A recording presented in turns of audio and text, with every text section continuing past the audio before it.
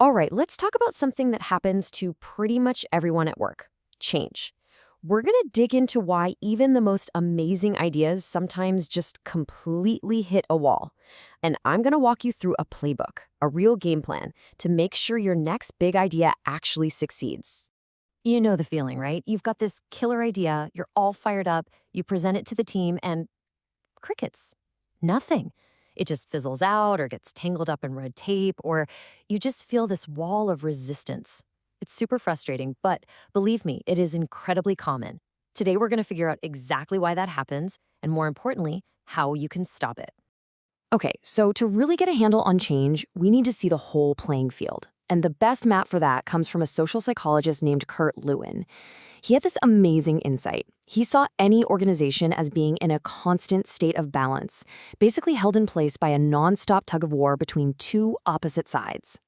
So, on one end of the rope, you've got your driving forces. These are all the things shoving you forward, like a hot new piece of tech, a competitor who's eating your lunch, or a new boss with a big, bold vision. But pulling just as hard on the other end are the restraining forces. These are the anchors, the things that keep everything the same. Employee habits, the way people get bonuses, or just that comfy feeling of this is how we've always done it. And this all comes together in what Lewin called force field analysis. The idea is actually pretty simple. For any real change to happen, the driving forces have to overpower the restraining ones. But here's the genius part. It's not always about just pushing harder. Sometimes the smartest move is to find ways to loosen the grip of the forces pulling you back. It's all about shifting that balance so you can move forward. So let me ask you, what's the biggest, most powerful restraining force of them all? 9 times out of 10, it's people. It's us. But here's where we need a major shift in how we think about this. Resistance isn't just some obstacle you have to bulldoze through.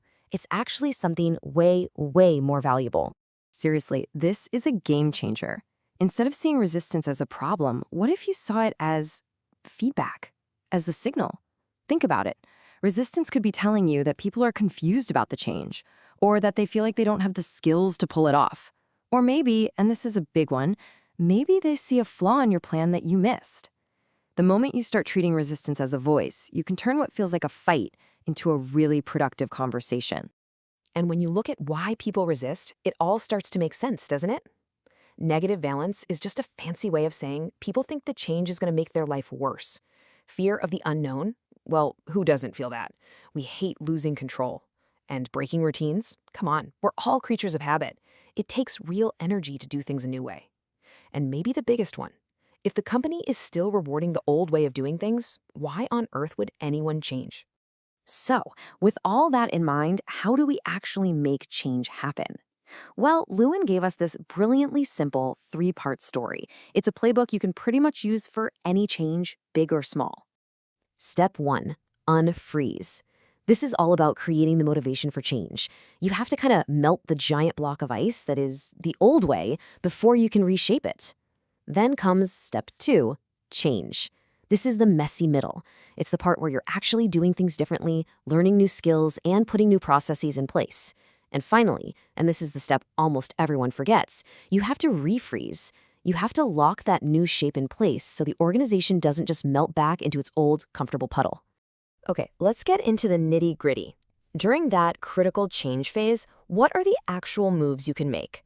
What are the most powerful strategies for lowering that resistance and getting everyone on board? It all starts here. Communication is absolutely 100% your top priority. And I don't just mean one email. I mean constant, clear, honest communication. You have to explain why this is happening, what the future is going to look like, and how it's going to affect people personally. This is your #1 weapon against that fear of the unknown. Next up, learning. I mean, it's just common sense, right? You can't ask your team to play a completely new game without teaching them the rules and giving them time to practice. When you give people training and resources, you're not just giving them skills, you're building their confidence. You're helping them go from, there's no way I can do this, to, okay, yeah, I can do this. And finally, involvement. There is a simple, powerful truth. People support what they help create. If you bring employees into the process, if you ask for their ideas, if you let them help build the solution, you create this incredible sense of ownership. It completely bypasses that not invented here problem, and honestly, you almost always end up with a better plan. So you did it. You unfroze the old ways. You got through the change, but hold on. Don't pop the champagne just yet. You're not finished. Now comes the most critical part, making sure the new way actually becomes the normal way. It's time to refreeze. Look, the new behaviors are never going to stick if all the systems around them are still built for the old way. It's like a rubber band. Things will just snap back. So you have to align everything. You have to change how you reward people so you're celebrating the new behaviors. You have to update your dashboards and reports so they track the new processes. And you got to make sure promotions and feedback are all focused on reinforcing this new way of working. When you boil it all down, it really comes back to this incredible quote from Andrew Carnegie. At the end of the day, change is never really about the new software or the new org chart or the new process. Those are just things. Real, meaningful, lasting change is always, always about people. So as we wrap this up, try to think of this playbook less like a strict set of rules and more like a way of seeing the human side of any change. Once you have these tools, you're not just pitching another idea. You're actually ready to lead a real transformation. So the only question left is, what change are you going to build next?